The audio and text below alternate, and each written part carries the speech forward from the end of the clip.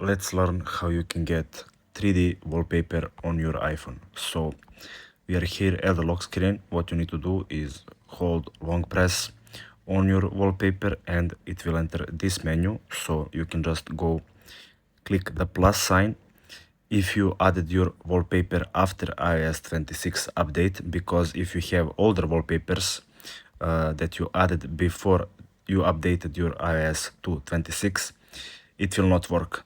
That's why you need to add new wallpapers after updating to get this effect.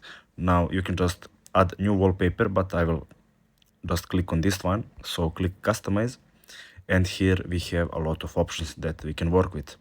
Now what you need to do is click on this picture and with crossed line, and here it will say generating special scene.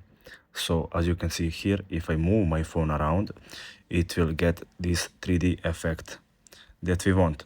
When you're finished, just click on done and it will save your wallpaper with 3D effect.